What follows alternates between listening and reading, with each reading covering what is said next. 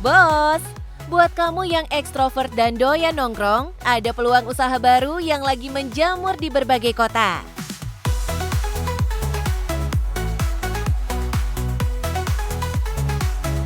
Halo bos, saya David. Sekarang saya lagi punya usaha gue temenin jalan. Gue temenin jalan itu jasa yang gue bikin untuk nemenin kalian. Entah mau sekedar ngopi, jalan-jalan, itu tujuannya. Dan banyak tujuan-tujuan lain yang ada di jasa gue temenin jalan ini. Mau tahu gimana keseruannya? Tetap di Cuan, bos.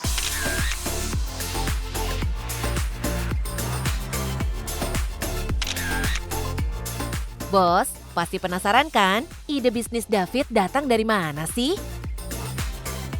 Kalau di Bali kan karena turis-turis mungkin datang sendiri ya.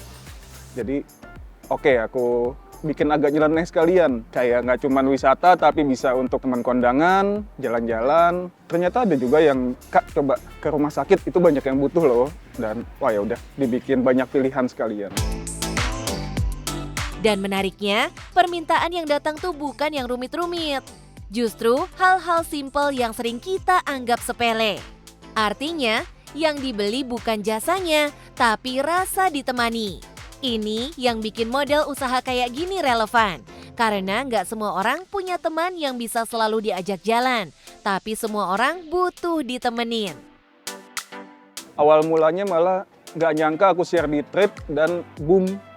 Jadi mungkin seramai sekarang karena Thread dan Instagram itu baru aku coba lebarin ke TikTok. Dan ternyata work juga. Lumayan peminatnya sekarang ternyata. Bukan iklan yang bikin usahanya naik, tapi rasa penasaran netizen. Sekali konsepnya relate, algoritma bantu dorong dan jasanya David bukan cuma dijual tapi dibicarakan. Dari aku ke klien, mungkin dia bisa, aku screeningnya dari data diri yang dia kasih. Seenggaknya medsos atau fotonya jelas. Karena kalau foto pun nggak ada dan medsosnya nggak ada fotonya atau private, aku juga nggak berani ngambil. Apalagi kalau Google Form-nya, nomor HP-nya juga dia nggak isi. Jadi kayak aku screeningnya dari situ. Di bisnis jasa yang melibatkan pertemuan langsung, kepercayaan adalah modal utama. Screening identitas bukan sekedar prosedur, tapi cara bikin klien dan penyedia jasa sama-sama aman. Karena kalau sekali saja kasusnya melenceng, bisnis model kayak gini bisa hilang kepercayaan dalam semalam, bos. Untuk pembayaran, aku pasang DP 100.000 dan penyelesaiannya ntar sisanya 50.000. Dan kalau DP klien yang cancel itu kena charge 50%.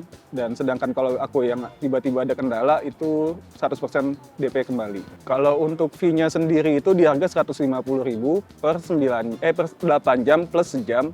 Plus sejamnya itu nggak dihitung perjalanan.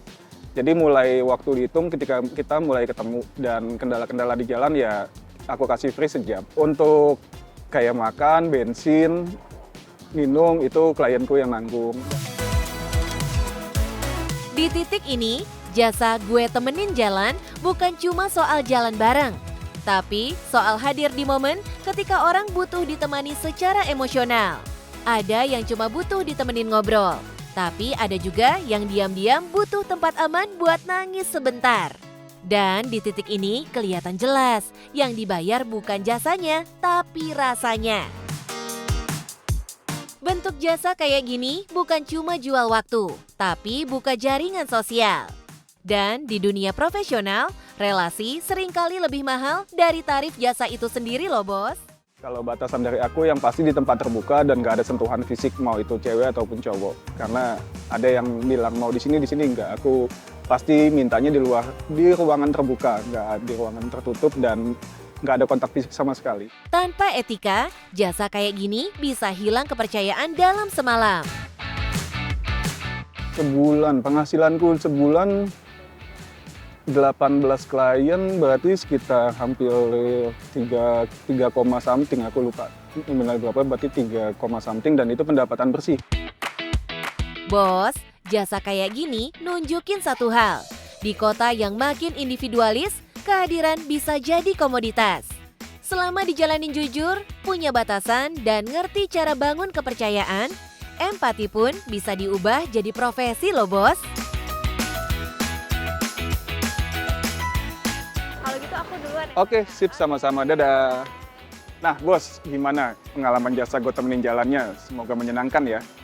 Aku ada tips nih untuk kalian yang pengen nyobain di bidang jasa ini. Percaya diri, jujur, seneng ngobrol sama orang, dan yang penting cuan, bos.